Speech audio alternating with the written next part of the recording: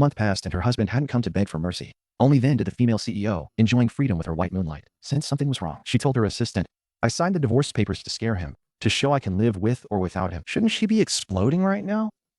Instead, the assistant just gaped at her. "President Gu's been divorced from you for 2 months already." "You didn't know?" The assistant gasped. Then it hit Suming Yao 3 months ago for her first love. She pushed me to file for divorce for the 99th time. I smiled inside, but she shot me a mocking look. Thought I was faking it to provoke her. She gave me a lazy look and went to the bedroom, stewing in her silent war. After that, to hurt me, she took our daughter and moved in with her first love. I brought the divorce papers down to the Civil Affairs Bureau. "Mr. Gu, once both sign, your marriage ends in a month." Later at home, I checked with a lawyer online, got a yes, muttered thanks, then logged off. I hobbled to the door and opened it. The photos dropped from the frame. Their edges cut my cheek. I froze, eyes fixed on those family photos. Suming Yao's smile was blinding, carrying a softness I'd never seen on her face in our marriage. And our daughter Yaya, whom I'd raised for 5 years, looked so happy she was about to burst. In the family photo, the center figure was not me, but Suming Yao's lover, Song Yukin. One look showed Yaya set this up, since he returned 6 months ago. "Today is my birthday, and also our 5th wedding anniversary." 苏门耀挑了个由头冲我发火，说在家反省，然后把女儿带出门。我刷到宋佑辰朋友圈，看到他们仨在游乐园像一家人似的。照片里那个平时嫌脏的要命的苏梦瑶，竟然半跪在地上替宋佑辰抚平裤脚。那一幕像刀子往我心口里刻脚，我疼得喘不过气来。我意识到这些年我为这个家付出，到头来不过是在给别人铺路。悲凉一下子把我淹没。我坐在桌前，看着蜡烛一点点烧短，屋子陷进黑暗里。不知过了多久，灯亮了。苏梦瑶牵着女儿走了进来。 Our eyes met, and I caught that flicker of disgust. She flung the gift box aside, impatience on her face. "Who told you to use lard? I only like light, clean flavors." She said, "This once, let's call it celebrating your birthday." As if waiting for thanks in the afternoon sun, I glared at the box and sneered. "Gift? Just a freebie watch. The expensive, everyday classic Philippe you wanted to show off. You'd have posted already. I didn't touch it." Suming Yao's face darkened and she snapped, "Enough. I'm busting my ass to feed this family while you drag us down, and you still sulk at me. I shouldn't have married a useless bum. Tonight, you're in the storage room. Stay there till you admit you're wrong, and don't think about begging before that." She snorted and stormed into the bedroom, while Yaya laughed and smashed the cake onto my head. She chirped, "I had so much fun at the amusement park with Uncle Song. You're the help. Divorce mom and get lost." I stared at the child I raised for 5 years. The kid I panicked over for tiny scrapes now looks at me like dirt. A chill runs through me. So wolf cubs can't be tamed. Yaya wasn't like this. How did a 5-year-old learn that? Since Yu Chen returned 6 months ago, he's been teaching Yaya to torment me. But what chilled me most was Suming Yao's reaction. She knows everything I've done for this family, yet lets our daughter spout that crap. Seeing I didn't react, Yaya sneered. "Uncle Seuss said you're useless trash. You don't even get mad. You deserve it." She skipped back to her room. The living room went silent. No point clinging to this wolf-hearted mother and daughter. I pushed myself up and limped to the storage room under the stairs, the only place in this house that felt like mine. I pulled a document from the drawer. Last week, after a fight with Suming Yao over Song Yu Chen, she'd slapped a divorce agreement in my face. Sure, I'd never leave, so she kept humiliating me, with Yaya joining in. I understood. A stone that won't warm up is garbage, and something you can't raise right is a wolf at heart. I signed without pause. Wife, kid, this home. Over. I was finished. 7 years of fixation slid away, leaving me weightless. All those fantasies I'd ripped only bought me insomnia. But now drowsiness crashed in waves. As I was about to knock out, a hand slid onto my waist and stroked. I opened my eyes, saw desire in Suming Yao's gaze, and knew her intent. Before, I used to lean in first while she went through the motions, bored and impatient. But now, with Suming Yao taking the lead, my heart stayed calm, and my body didn't react. She was cold as ice. Suming Yao scowled and barked. "What's wrong?" I pushed her hand aside and shut my eyes. Suming Yao shook in anger like I'd hit her and barked. "Hung up on today?" I muttered. "Yuikin's gone. Why can't you move on?" The only reply was my breathing in the storage room.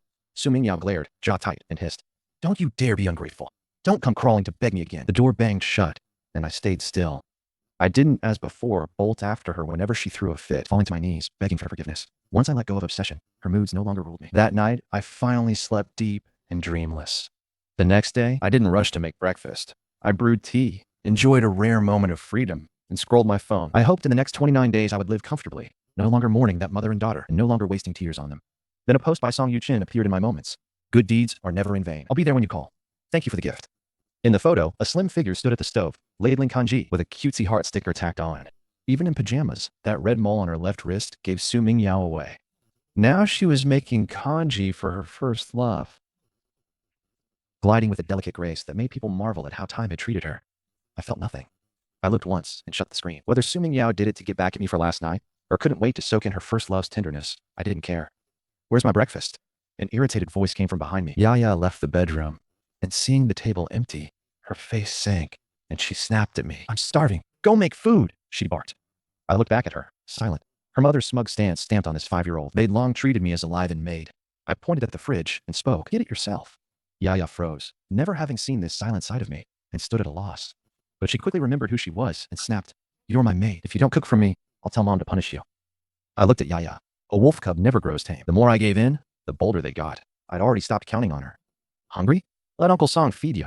Mood ruined. I ignored her shrieking. I went to the bedroom to pack. Anything tied to me had to be cleared out. The place I left for you, Chintang, stays. All these years, Su Mingyao has barely given me any gifts, and those were just cheap trinkets. I used to treasure them and keep them safe, but now they just make me sick. I shoved the gifts in a bag and walked out.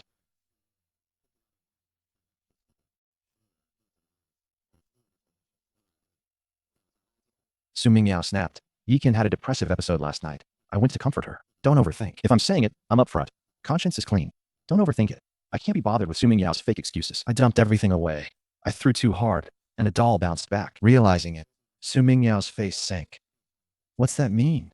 My silence made her uneasy. My face didn't change. I smiled. Moldy. Leave them, and they'll grow germs. Bad for us. So I threw them out. Su Mingyao's gaze wavered, but she let it go and only nodded. She went in. I stayed by the door, watched till the truck took the gifts. She banged a bowl onto the table. I overreacted yesterday, but you shouldn't have made things hard on Yi-Chen. This is kanji I made for you. After you eat, go apologize to Yi-Chen. Su Mingyao, who never does anything at home, thought I'd be moved. I stared at the kanji, laughing, wondering how low I'd fallen for her to grind my dignity into the mud. It was just Song Yi-Chen's leftovers, dragged over like a reward. My silence set her off. What are you doing? I've given you a way out. Don't be ungrateful. I work myself to the bone, and you still dare make a scene at home? Can't you be less petty? I said, I'm allergic to seafood. Su Mingyao froze, remembered, and her face twisted in embarrassment. But seeing my sour look, her temper blew. Seafood allergy? It won't kill you. Why fuss? Seeing me refuse, seeing I wouldn't back down, she lost it, grabbed the kanji, and rammed it into my mouth. I never thought she'd do that. Twisting away, I still swallowed water. I doubled over, vomiting on the floor. My seafood allergy is severe. A little is enough to set it off. I couldn't breathe, writhing on the floor, blisters burning my throat, red welts erupting over my body. Su Mingyao sneered, still pretending to be pitiful, always scheming against me. You think you're as good looking as Yi-Chen? Now you're just a crippled loser. This is your last chance. Take it. Once I throw you out, no matter how you regret or beg, it'll be useless. Mommy's helping Uncle Song settle the score. If you act up again, I'll cut you off for good. She stormed out with her daughter. Outside, engines roared. I couldn't breathe. I dialed 120, held on for 10 minutes, then blacked out. When I came to in a hospital ward, smelling disinfectant, I realized I'd survived and remembered how Su Mingyao walked away and left me to die. Though I'd erased those two from my heart, the hurt crushed my chest. In 28 days, I'd finally be free, ditch those two, and head for the sea. Welcome spring, live my own life, and send blessings from afar. No need to wait for that cold-blooded pair. No need to watch that nauseating little family of 3 performance. 爽得很。医生说可以出院，我不想走，还想赖20天。I could have left the hospital in this city, but when I returned, the villa was empty. The milk was moldy, the air reeked, and the dried blood turned black. It was a nightmare.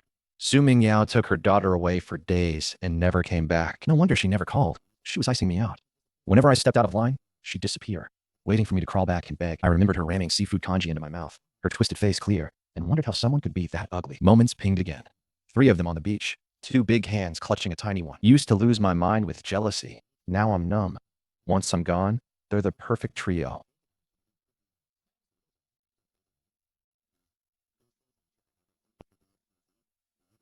Song Yi-Kin's voice was smug with delight. He's just some ugly sitter. He doesn't get to Guanhua. My dad's a cripple. I'm ashamed of him. Yaya's voice was full of hatred as she spat the words. Song Yi continued. Do you like Uncle or your dad?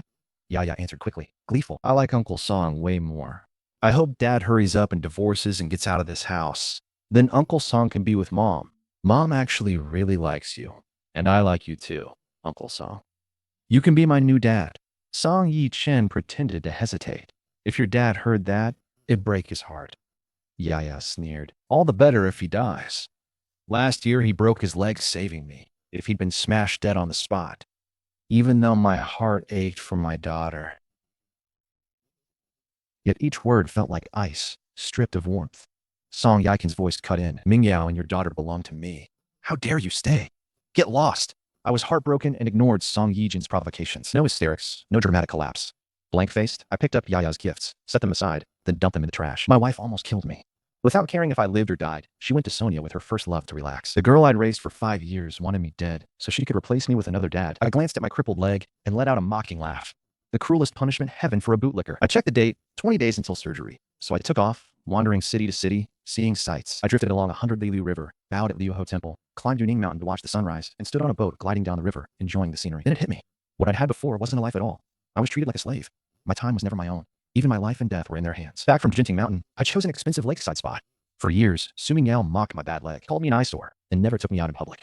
When I helped push Suming Yao's comeback, I stashed away money and secured a 5% stake in the company. I chose the best window seat, savoring the lake view as I ate, sighing that this was what life should feel like. Then my piece cracked as 3 walked in. Suming Yao and the other 2, drawing every eye. Almost everyone in the restaurant watched them. A handsome man and beautiful woman with a small child between them. Maybe they were regulars. They greeted regulars and pushed tables together. Suzong, Your husband's so good looking. No wonder you hide him. Worried others will steal a glance? A friend joked, and Suming Yao blushed. Suming Yao's cheeks warmed as she stole a quick look at Song Yichen. He didn't refute it. He speaks smoothly, and with that face, he's unforgettable. He seemed more charming. Yaya kept calling him dad, cementing that family of 3 image. Soaking in their compliments, Suming Yao didn't see me. I watched, expressionless and unmoved. I swirled my wine. Sonia's trick went well. I considered leaving, but that would seem intentional, like I was the homewrecker, so I turned to enjoy the view. After socializing, Song Yichen spotted me. His eyes lit up. He bent to her ear and murmured, "You've been exhausted. Without you, I'd be lost." Suming Yao said, "Yichen, let's not be so distant." Song Yichen leaned in, faces close, putting on an intimate act. Ming Yao's pulse quickened. She ducked her head, eyes on the wine, as cheers rose. Their friends egged them on. "Kiss, kiss." Yaya clapped, "Mommy kiss." Suming Yao shot Song Yichen a glance, as if blaming him, hesitating. Her look stirred him, and knowing I was near excited him more. He kissed her. Suming Yao's eyes widened. She pushed his chest as his breath closed around her. 餐厅里掌声为这对当众秀恩爱的家人喝彩，只剩我冷眼看着他们上演戏，心里毫无波澜。Suming Yao's gaze was misty as she clung to him, her whole face lit.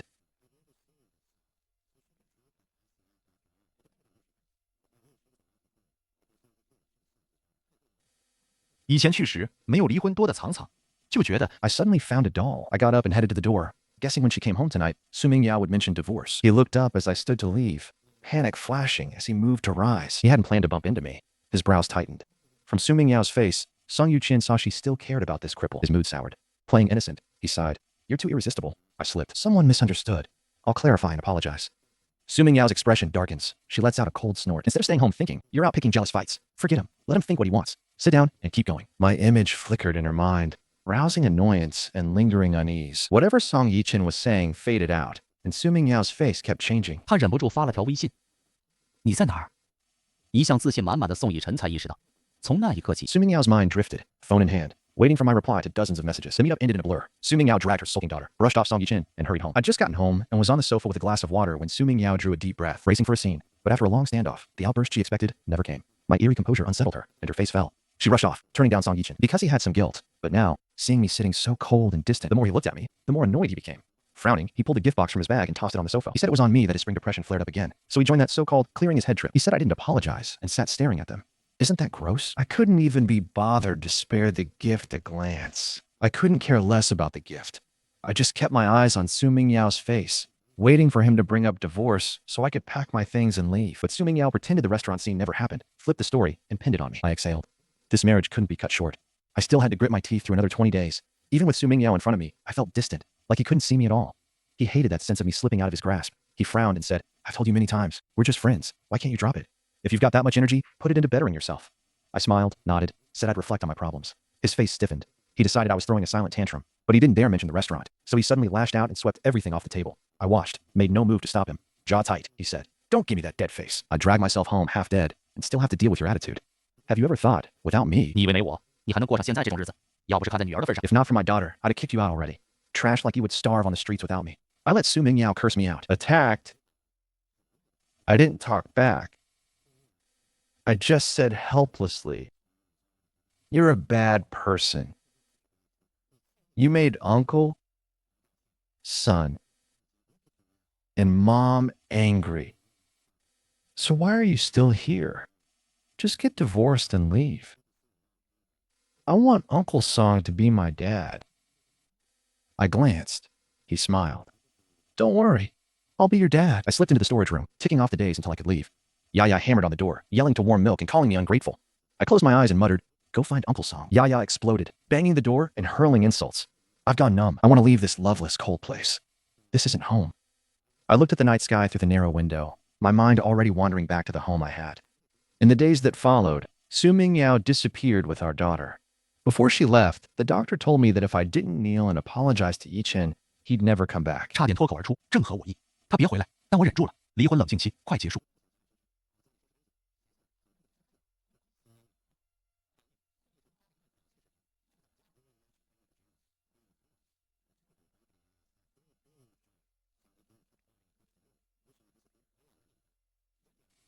She got a job at the company and showed off their relationship in her moments with suggestive posts. I thought it was absurd. Why not make it official?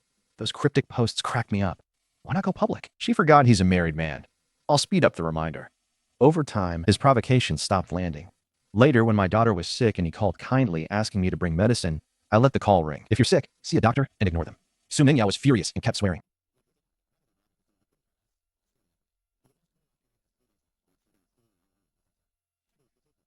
I've decided to sell off the shares in my name, so I'll have money to get by when I go back home. To him, I've been dead weight. He never remembers I drank myself sick to secure contracts when the CU company was about to go under. He's forgotten that I hold 5% of the company, and the annual dividends are a very decent sum. I've decided to cash out the shares and am hunting for a buyer. I'm leaving, and I'm done with them. I'd ordered a bottle of wine, so hearing footsteps, I assumed a delivery. Opened the door and saw Su Mingyao and her daughter. Maybe because the divorce is soon, I don't find them so much of an eyesore anymore. Though I'm still a long way from feeling any warmth. Su Mingyao's laying low 10 days, waiting for me to bow my head. But I don't hang off her, sobbing and begging her to stay. I changed. I wasn't the same person. Even Dent Su Mingyao could see it, though she couldn't say how. A faint unease stirred in her. She was always disgusted by how I obeyed her and mentioned divorce repeatedly. But this distant version of me rattled her. She didn't suddenly grow a conscience. She just looks down on me. She knows how I love her, how I can't walk away. So she's never held back from hurting me. She hurried back to throw me a scrap, so I quit making trouble. She figured bringing our daughter would be enough, that I'd break down pleading. But what did she walk in on instead? The disappointment showed. Was I meant to wait for them? Su Mingyao's expression darkened as she sneered. Not welcoming me? Got some woman hidden at home? I ignored her and went to the warehouse.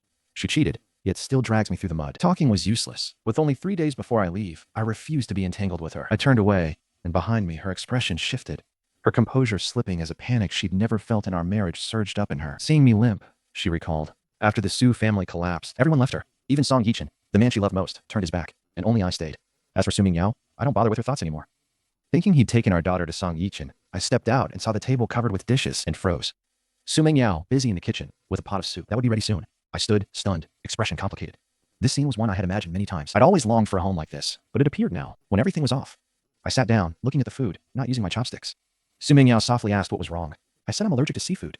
The table was full of seafood. Everything Song Yichen likes. She remembered her tastes exactly. After I stopped fighting with her, Su Mingyao felt she couldn't read me anymore, as if I were slowly slipping away through her fingers. Maybe out of pity from what happened between us, Su Mingyao stopped making things hard for me. She held back and didn't dump the food, and it rattled me. Her restraint left me tense. As she talked, she put food into my bowl for the first time. Time hasn't been kind. I hardly knew her. Yaya glared, hating how kind her mom was to a nanny. Su Mingyao took 2 tickets. I love that movie, she said. I missed your birthday. This is to make up for it. I stared at the tickets, unsure how to feel. Was this a belated attempt at affection? I doubted it was because my mask slipped and she sensed something was wrong. This was just the usual pattern. Hit first, coax later. Nothing but habit. Just as I was about to speak, footsteps sounded outside. Song Yichen showed up uninvited, calling, "Thank you, Daddy," twice. Su Mingyao's expression shifted. She said, "Yaya, you can't call him that."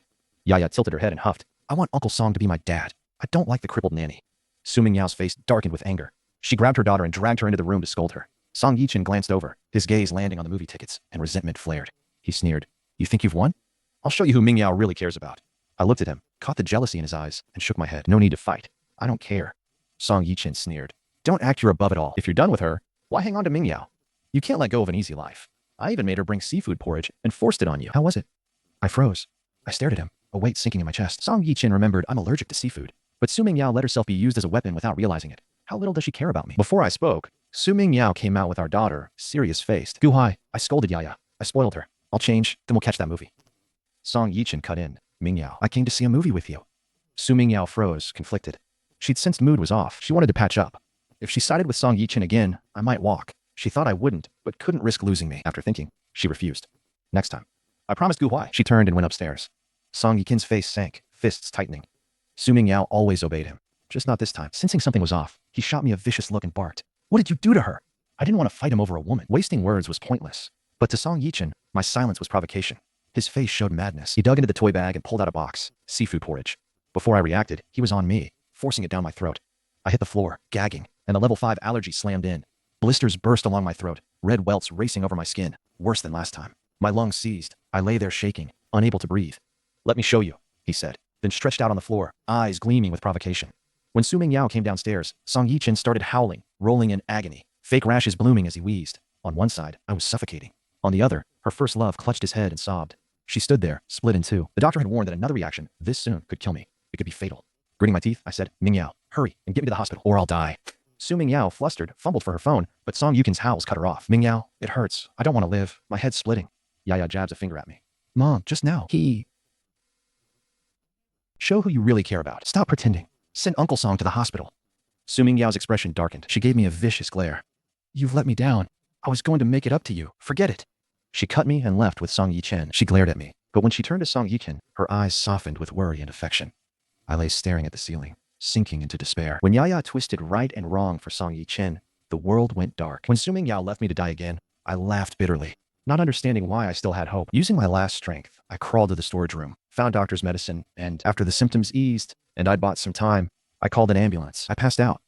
Waking up, the first face I saw was the same doctor. Our eyes met in silence. I forced a bitter smile. Dr. Wang shrugged, wordlessly mocking how carelessly I'd lived, treating my life like a joke. I didn't argue, just looked out the window and closed my eyes. After the observation period, I was discharged. Su Mingyao didn't phone. She was with Song Yichin. Back home, the seafood porridge that nearly killed me smeared the floor, dried in a crust like it sneered. Blank-faced, I went to the storage room and took the documents I prepared earlier. I set the divorce papers down, went to the high-speed rail station, picked up a ticket, sat down in the waiting hall. The phone rang. It was Su Mingyao, her voice sharp as a knife. Gu Huai, you're vicious. You drove Song Yichin to depression, and instead of apologizing, hid. If you don't come and kneel to apologize, I'll divorce you. I laughed. As she was talking, a broadcast blared. Where are you? Su Mingyao's voice changed, panic slipping in. I hung up, removed the SIM card and threw it away. Then took my bag and headed for the ticket gate. When the train arrived, I got off and took a cab to my old place. I grew up in a seaside town. My parents died early, leaving a weed-choked house. I hired a crew to fix the place, planted flowers, and within a month, it felt livable. Now it's warm and cozy. Not as fancy as the old villa, but this home is mine. I don't have to get out of bed at dawn to cook for Su Mingyao and her daughter, or get up at midnight to make hangover soup. I don't have to be shoved into the storage room for cooking with lard, or stand while they overturn a table of food on me. Now I lie on a bed, looking at the sea. Seagulls streak across the sky, and the world breathes freedom. Never imagined living by the sea, flowers in spring. After moving back home, I had no urge to do anything. I slept deeply, making up for lost rest. Awake, I'd lounge in the yard with tea, gazing at the sky. I drifted through half a month of carefree days. When I looked in the mirror, my face was rosy and lively. Without Su Mingyao, life felt good. For half a month, I focused on fitness, waking early to exercise, practice Tai Chi, and read design magazines. I'd studied design, but for Su Mingyao, I turned down a top firm's offer. After I lost my leg, I returned to studying design at home, and soon my work was noticed. When I signed the divorce, I'd already decided to return home and pick up what I love. That month, I had the same nightmare every night, going into anaphylactic shock, lying on the floor, waiting to die, an invisible hand crushing my throat. Everything swallowed by darkness. In dreams, Su Mingyao and her daughter appeared less and less, faces fading. I spent a month healing and living as an ordinary person. Riding the feeling of breaking free, I created The Sea. Once it launched, it took off. I refused media requests. I wanted to focus on work. As my work gained fans, my name stopped being low-key. My Weibo followers reached hundreds of thousands. Design brought in good money, and with my savings, I was already living comfortably. One client loved my style and asked to meet me, but I turned her down. Her voice was gentle, sincere, praising my work. She didn't seem out for profit. After I turned her down, she wasn't upset. She understood and said we could meet later when the time was right. One day on my seaside, a call came from the police station. Is this Gu Huai? Your child has been found. Seeing the little girl, I was stunned. Seeing her hopeful eyes, I remembered who she was and smiled bitterly. After Song Yichin returned, Su Mingyao devoted herself to him and often took their daughter to see him. On the street, we saw girls selling flowers, and Yaya grabbed them. After I scolded her, she charged into the road. I threw myself in front of her. Yaya got a small scrape, but I lost a leg. While I was in the hospital, Su Mingyao took our daughter on a trip with her first love, leaving me alone in the ward. Yaya cursed me, asking why I didn't die, so she could get a new dad. The only ones who visited were the girl and her mother. As we talked, I found the girl's life was miserable. Her mom was a single mother in late-stage cancer. Treatment had drained their savings, and they survived by selling flowers in the hospital. Little Ann never met her dad.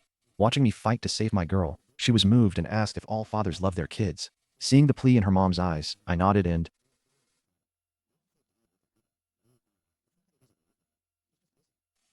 She came to visit in the hospital.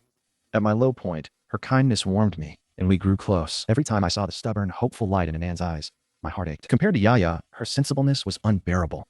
After discharge, I helped Anan search the hospital. 我跟苏明瑶吵，找了半天没结果，只好作罢。Anan ran over to me, threw herself into my arms, and called me Dad. I stroked her hair, eyes burning, and let it be. I brought her home. After asking, I learned that after her mother died, Anan was tricked away and was about to be sold to Southeast Asia. The traffickers fell out. She escaped, went to the police, said her dad's name was Gu Huai, and the traffickers' hideout was this seaside town. 命运离奇，看着小安安，就像看见另一个自己。我们都失去了家人。Our lives toyed with, as if an unseen voice nudged us together.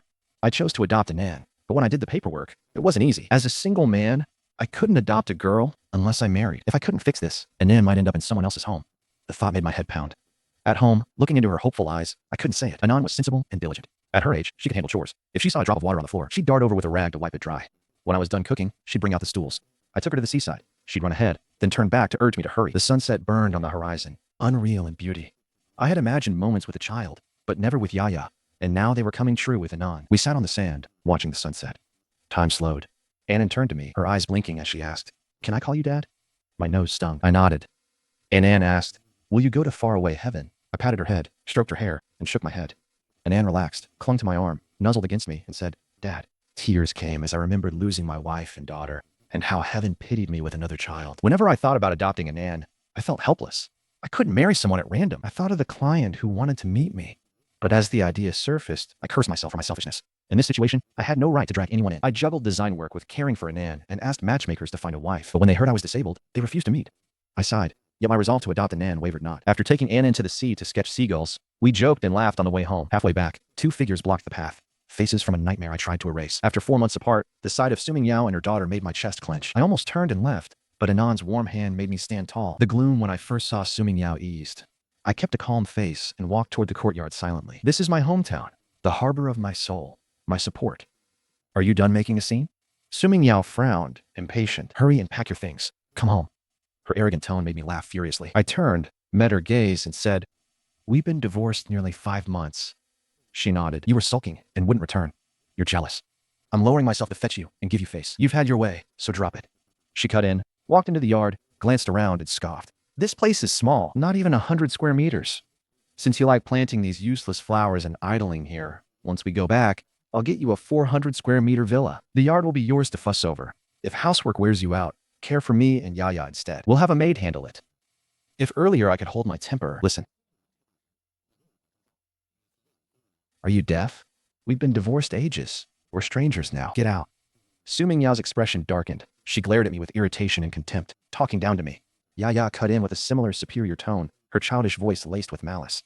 Swayze, my mom came to pick you up. If you keep acting like this, we'll get mad. When that happens, don't step into my place.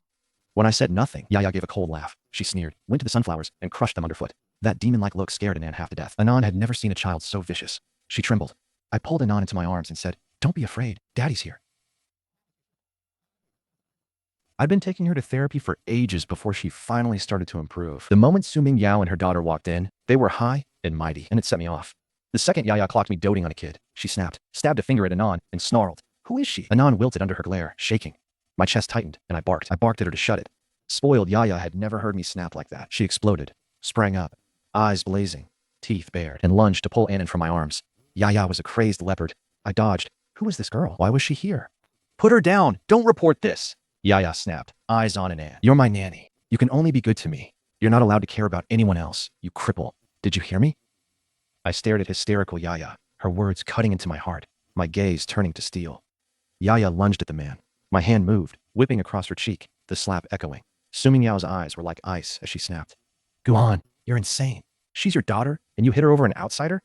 Yaya shrank under my frosty stare and burst into wails as I drew a breath. My voice turned to ice, which real daughter calls her father nanny and cripple. I pressed on before Suming Yao spoke since our divorce. I'm no longer the Su family slave or trash you can push around. Suming Yao, discipline your daughter and stop her from spouting filth. A child with no upbringing will get beaten to death out there. This is the final warning we're divorced in. What capacity are you demanding? I go back. Don't act like you're important or that I can't live without you. You know the Sush family's comeback is my doing. Leave now, or I'll call the police. Suming Yao gaped like he'd taken a punch to the chest, his eyes filled with disbelief. A jolt of panic shot through him. Then he realized I was going to leave, though he knew I was the one who couldn't live without him. 因为爱他，我咬牙撑过那7年的忍耐，让他明知有些事会伤到我，却仍然 Still acted without guilt, doing as she pleased. Sure, I'd never walk away. Now, facing me, my cold tone made us seem on different planets, and we were. Su Mingyao has always been proud before me, never hiding it. Now panic hit her, her face pale, her voice sharp as she snapped. Done with the act yet? There's limited chaos you can cause. You vanished for months with no word, and now you're hitting your daughter. Who does that? You disappeared for months to cause trouble and haul me here. I'm here. Isn't that enough? I'll overlook you hitting Yaya this once. Once back, you'll write a reflection and be shut in the warehouse a week. You've been out of control long. Think you're all that now? She snatched Yaya and left. Su Mingyao eased up, waiting for me to crack so she could put me in my place. Go.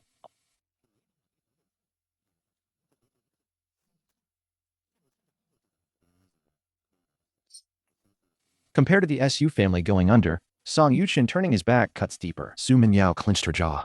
You know me. Turn your back, and we're finished. Yaya clutched her cheek and spat. Do this again, and we're done. I walked into the sun. Yu Hoi went to the door. Su Mingyao's eyes flashed as she sneered, thinking him weak-willed. She thought if she faked walking out, I'd cave and apologize. Her chest rose as she looked me over, a master sizing up a servant, her arrogance returning. Before she finished, her smile died. I met her eyes and said, Get out. Don't appear before me again. The gate slammed. Su Mingyao trembled, eyes full of rage. It was like a storm inside her. How could Gu Huai do this? Had he stopped loving her? I led Anon away without looking back, abandoning Su Mingyao at the door. She stood frozen, mind blank. Yaya flailed her fists in rage. Cripple. You don't know what's good for you. Don't ever set foot in my house again. Su Mingyao scolded her daughter in the small town. I met a female client. I wanted to give a Nan a home.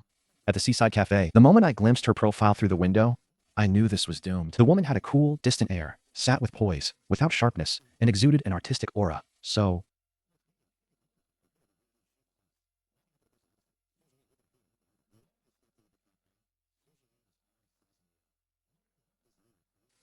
he revered the sea. He believed only an older, world-worn man could create it. Otherwise, how could the work feel so profound, so alive?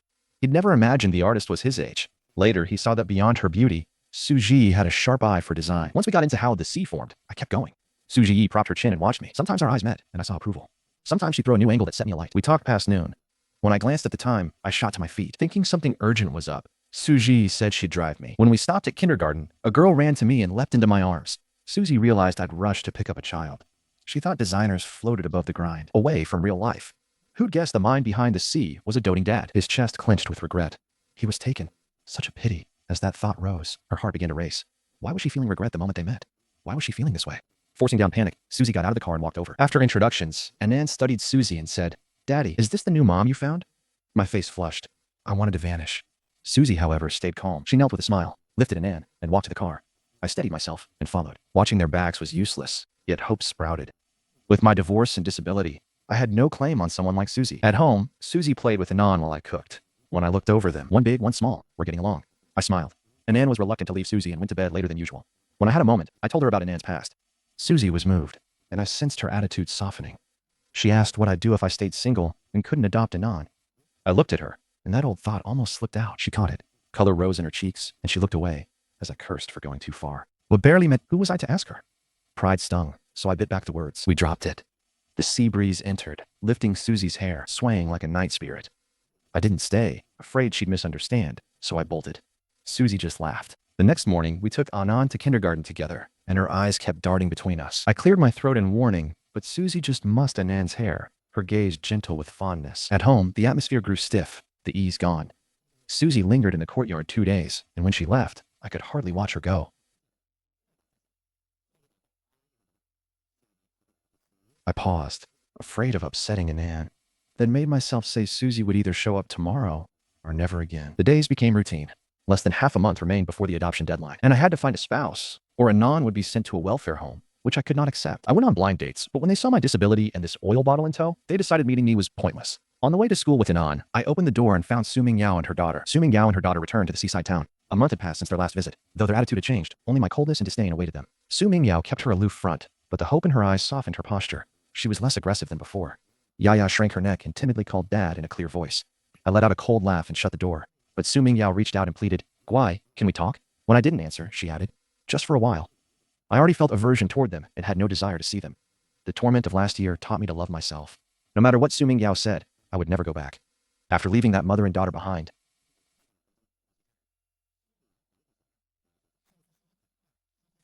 这里环境很好，你住哪儿都有家的味道。You made it cozy without your home, Guhuai. The warmth is gone. The place feels icy and dead. There's no warmth. I gave a chilly laugh. Sorry, I'm not going back to be your slave. No. Su-Ming Yao shook her head, eyes reddening, afraid. I'd misunderstand, casting her pride aside. I never saw you as a slave. I didn't cherish you. I hurt you, Guhuai, after you left. I realized I can't live without you. I've cut Song Yichin off. Won't meet again. And I gave Yaya a harsh lesson so she'd learn to be grateful, Guai. I was too slow. I was slow to understand. But we are a perfect match. Su-Ming Yao gazed eyes, hopeful, pleading Yaya. And I need you come home. I'll make it up to you. I watched the woman in front of me, timid and cautious, like the helpless girl she was before her family fell. I thought of 10 years ago we went to the same university, but our worlds were very different. I was a kid from a seaside town while Su-Ming Yao was a rich daughter and buried the crush in my heart through college. As graduation approached, the SU family went under, leaving Su-Ming Yao alone and depressed. I didn't dwell on it then. I passed on $1 million-a-year firm job and just stayed with her. She only recovered 2 years later. I didn't ask for payback, only to restore the Su family. I choked down misery, boozed half to death to snag a contract. I took hits for Su-Ming Yao, faced debt collectors, and left with 3 ribs cracked. I went too far for her, burning my parents' savings to pay her family's debts. 2 years aged me decades. I finally won Su-Ming Yao, even though I knew she didn't love me. I thought if I poured my life into her, her heart would soften. But 7 years later, 5 of them married. I'd overestimated myself. I was battered and broken, dragging home a body that narrowly escaped death twice. This hurt was caused by the cruel mother and daughter before me. I don't dare look back. Afraid, once lies are torn open, suffering never stops. Thought after divorce, I could live the life I want. Why doesn't Su-Ming Yao let me go? I clenched my fists, leaning on the wall in pain. Gu White, what's wrong? She reached, and I pushed her away. I snapped, don't touch me. Her face drained. She knew I hated her, but she never imagined my disgust cut so deep. I couldn't even stand being near her. Get away! I shouted, jolted. Su-Ming Yao jerked her daughter. Hovering with worry, I cooled down as my strength drained. I slumped memories of the torment from Su-Ming Yao, and her daughter surged back. Agony crept through my nerves, my bloodshot eyes horrified. I rasped. See it now being near you makes me nauseous. How could we go back, Su-Ming Yao, if you have conscience? If you remember what I did for your family, get out. Su-Ming Yao shook her head, tears falling as she tried to explain. But when she saw my twisted expression, the sliver of hope snapped like a string. I turned, she washed my back, as I limped away, battered in the glow of the setting sun. Kun, Yen, Wada, Ne, Sin, Man, Mul. Already falling apart, she couldn't stay together. Covering her face, she burst into tears. She'd wrecked me so badly she wanted to die to make it right. But I wouldn't give Su-Ming Yao a chance to make amends. Only now she tastes the despair I drowned in. That pain carved into my bones, seeped into my marrow, by being cast into hell. So when Susie said he'd come for Anna's birthday, I didn't expect it, and I was overjoyed. Ever since Susie noticed the weirdness and left town to draw his line, I didn't blame him. As a crippled, divorced, single dad, it made sense. Girls like Susie and local women wouldn't look at me twice. But with a deadline near, and no one to marry me, Annan might be sent to a welfare home. On the way back, Annan's cheeks were pink. He gripped my hand and Susie's, one in each palm, humming a kindergarten song, and my eyes filled because knowing this hurts. What happiness could there be? Annan was the first light in darkness, threaded through my life. I sat in the yard, gazing at the empty night sky.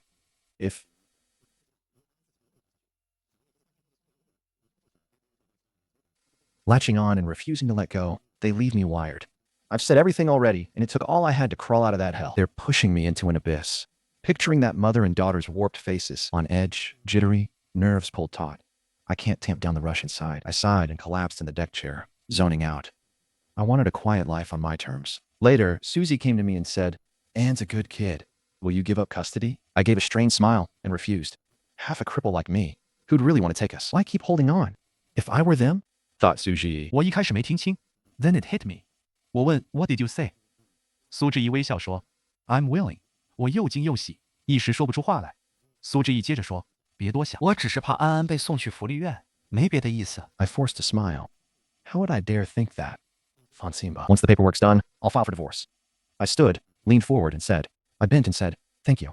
I knew her sacrifice. I knew this would be under a woman's name. With that weight off my chest, I finally exhaled. That night, as the figure slipped inside, I thought I could finally sleep in peace. Suji's gaze drifted. So quietly only he could hear, he muttered.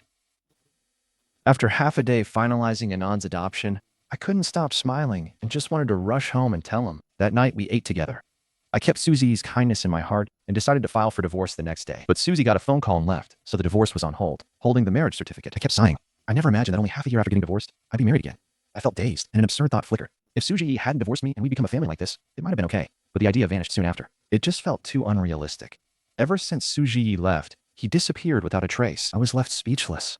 I tried more than once to reach Shi, only to realize we'd spent little time together and never exchanged contact information. As days went by with no news from him, my guilt kept deepening.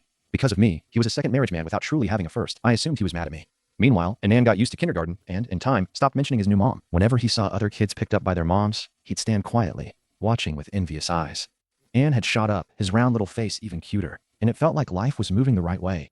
Only Su Ming Yao and her girl ended up living right across from us. She knew I couldn't stand her, so she vanished. 分到是丫丫变了，知道自己以前不对，还是悄悄进院子，搬个小板凳坐那儿写作业。我也由着她，毕竟是我女儿，总不好把她赶出去。只是没想到这半年她会变这么。苏明瑶倒是该。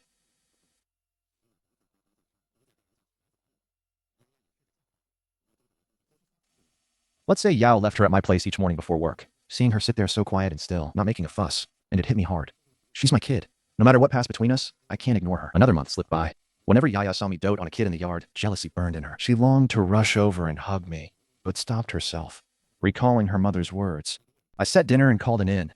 Yaya grabbed her school bag and slipped out as usual. I never asked her to stay, so she sat by the window, watching her father fuss over a child. She cried and caused a scene at first. Later, she went quiet. To a child, a father's love is everything. Yet even with him there, he already felt distant. The first time I called her to eat, Yaya went still, then rushed over, bowl in hand, eyes locked on the food. Before, she'd curl her lip and push the plate away. A year later, she ate her dad's food again, head down, scooping rice as tears fell. Half a year of towing the line, then her dad let her in for a meal. Yaya, maybe your dad will never spoil you and shield you like other fathers do. I hope you can accept. Yaya looked up, tears streaming, voice choked. I know. Dad used to love me so much, but I threw it all away. I didn't cherish it back then, so this is just what I deserve now. Dad, can I still come over for meals in the future? I really miss the food you used to make. It's okay. If you'd rather I stayed out here, I can just sit in the yard. I pulled a cake from the fridge and placed it before Yaya. She froze, bewildered. I said, Happy birthday. Yaya bit her lip, stared at the cake, and couldn't hold back. She sobbed, threw herself into my arms, and cried. I hesitated, wanting to push her away, but didn't. I patted her. Her father held her. I can't hate Yaya. She's just a child, a pawn to hurt me. I can let Yaya go, but not Su Ming Yao. She was outside the courtyard. She deliberately sent our daughter on her birthday. Her purpose is clear, but she won't get it. I go and meet flustered Su Ming Yao. I tell her we need to talk. She comes over without a word, head tilted up like a chastened child. We haven't been this close in half a year. Feels like forever. In these 6 months, he even set up a branch in that small town, hoping to use the chance to win me back. But as time went on, instead of backing down, her feelings burned hotter many times.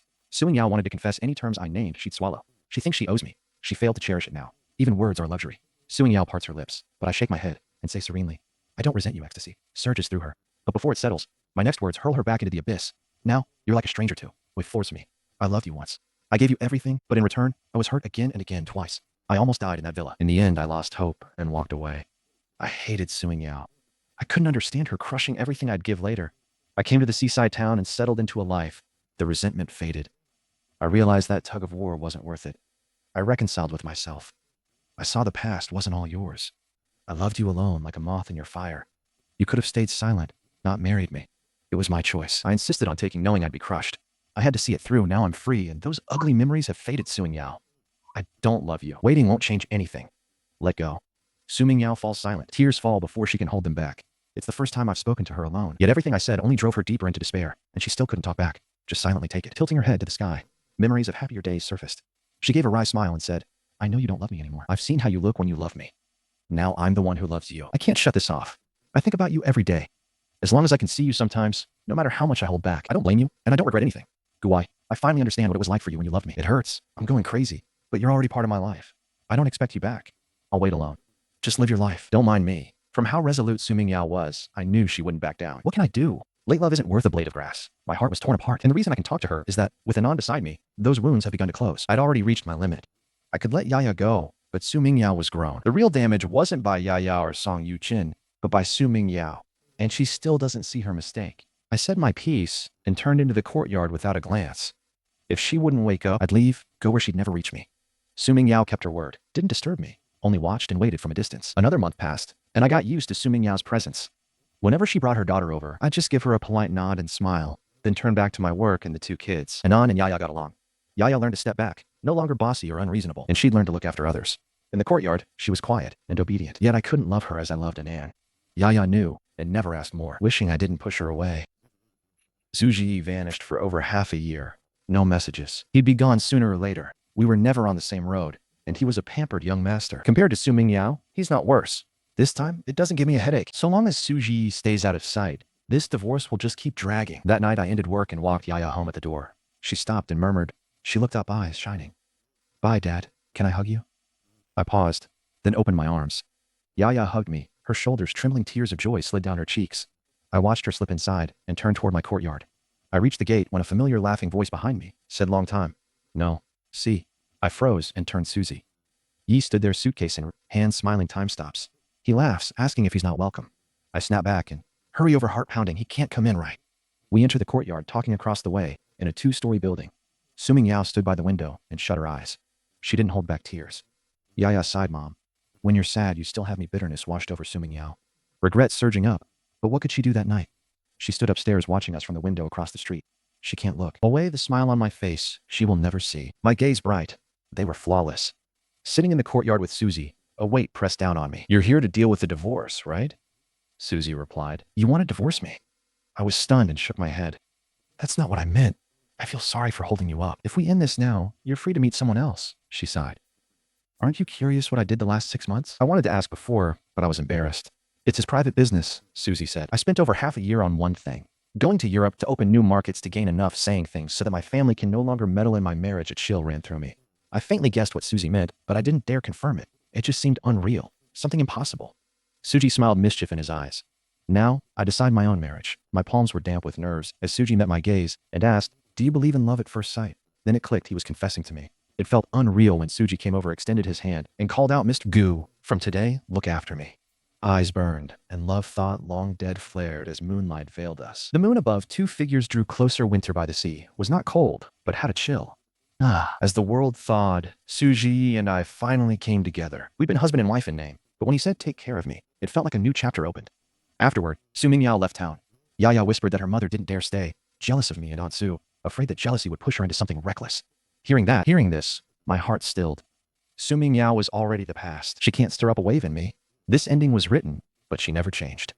When I chose divorce, the road back disappeared. That evening, strolling the shoreline with Susie, bathed in the sunset's glow, I knew I'd found the person I wanted to spend my life with.